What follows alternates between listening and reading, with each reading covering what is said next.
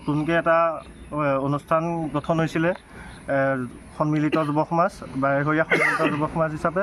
আৰু আমাৰ দল মানে অনুষ্ঠানটোৰ লক্ষ্য আৰু উদ্দেশ্য হৈছে সাংস্কৃতিক দিশত উঠি অহা নতুন প্ৰজন্মক আগবঢ়াই নিয়া। লগতে আমাৰ প্ৰথমটো কাৰ্যসূচী হিচাপে আজি 5 জুন বিশ্ব পৰিৱেশ দিৱসৰ উপলক্ষে গছপুলিৰ ওপৰত কাৰ্যসূচী এটা হাতত লোৱা হৈছিলে। তাতে আমাৰ বিশ্ব পৰিৱেশ দিৱস উপলক্ষে যিটো লোৱা হৈছিলে কাৰ্যসূচী, তাত আমাৰ বাৰেঘৰীয়া ৰাইজ আৰু সন্মিলিত যুৱ সমাজৰ সকলো যুৱক যুৱতী মিলি আজি প্ৰকল্পটো কৰা হ'ল, শুভাৰম্ভ কৰা হ'ল। আৰু লগতে আগন্তুক দিনত আমাৰ বহুতো প্ৰকল্প হাতত লোৱা হৈছে। আজি অহা জুলাই মাহৰ পৰা আমাৰ গায়ন বায়নৰ আৰু আহি থকা দিনত বহুতো কাৰ্যসূচী হাতত লোৱা হ'ব। হয়, পোনপ্ৰথমে বিশ্ব পৰিৱেশ দিৱসৰ আন্তৰিক শুভকামনা জ্ঞাপন কৰিছোঁ। আজি 5 জুন বিশ্ব পৰিৱেশ দিৱস। পৰিৱেশৰ সুস্বাস্থ্যৰ প্ৰতি লক্ষ্য ৰাখি আমি আজি এই কাৰ্যসূচীৰ হাতত লৈছোঁ। লগতে আমি অনাগত দিনতো আমি এই এনেকুৱা ধৰণৰ কাৰ্যসূচী আমি কৰি যাম। আজি আমি বৃক্ষৰোপণ কাৰ্যসূচী কৰিছোঁ আমাৰ বাৰেঘৰীয়া যুৱ সন্মিলিত সমাজৰ জৰিয়তে।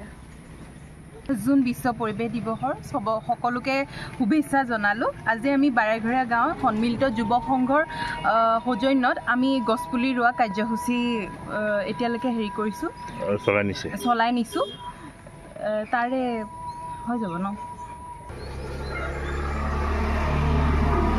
ভাৰত চৰকাৰে সমগ্ৰ বিশ্বত এই বিশ্ব পৰিৱেশ দিৱসটো পালন কৰিবৰ কাৰণে আজি 5 জুন তাৰিখে সিদ্ধান্ত গ্ৰহণ কৰিছে। আৰু সেই মৰ্মে সকলো ৰাইজে এই দিৱসটো পালন কৰিবৰ কাৰণে অহৰহ চেষ্টা কৰি আহিছে। এটি কথা হ'ল যে এটি গছপুলি ৰুলেই নহ'ব, নিজৰ সন্তানটোক যেনেকৈ প্ৰতিপালন বা বিভিন্ন ধৰণত চকু ৰাখে, ঠিক সেই ৰকমে গছপুলিটো ৰুই যোৱাৰ পিছত সেই গছপুলিটোক সংৰক্ষণৰো ব্যৱস্থা কৰিব লাগিব।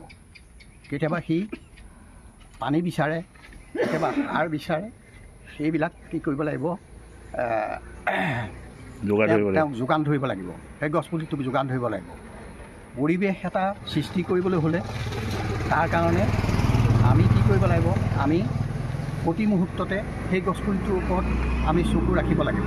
গছপুলিটো যেতিয়া ডাঙৰ হ'ব, সেই গছপুলিটোৱে আমাক অৰ্থাৎ সমাজখনক কি উপকাৰ কৰিব সেই বিষয়ে আজিৰ প্ৰজন্মক জনাব নালাগে। গতিকে গছ নহ'লে মানুহ জীয়াই থাকিব নোৱাৰে। সেইকাৰণে গছ মানুহে ৰুব লাগে। গছ এজোপা কাটিলেই নহয়, গছজোপা ৰুব লাগে। গতিকে মই বিশেষ নকওঁ যে উঠি অহা প্ৰজন্মই যি পদক্ষেপ আজি বাৰেঘৰীয়া গাঁৱৰ ৰাইজে, বাৰেঘৰীয়া যুৱক সংঘই যিটো প্ৰচেষ্টা হাতত ল'লে, তাৰ কাৰণে মই তেওঁলোকক ধন্যবাদ দিছোঁ। আগন্তুক তেওঁলোকে এনেধৰণৰ ব্যৱস্থা গ্ৰহণ কৰি উঠি অহা প্ৰজন্মক সুপথ দেখুৱাই যাব বুলি মই আশা ৰাখি মোৰ বক্তব্য মই সামৰণি মাৰিছোঁ।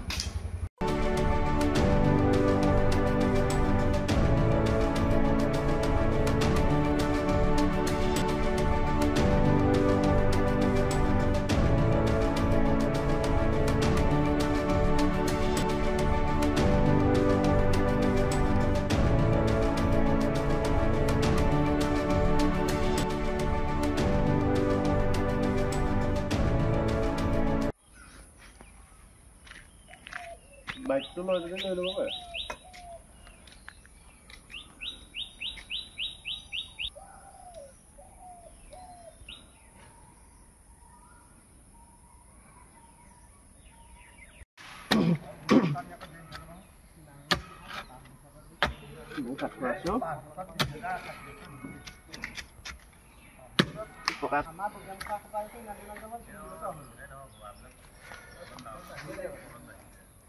কেতিয়াবা মাৰি যায় ঘোঁৰা চাচিব নামা ঘোঁৰা চাচিলে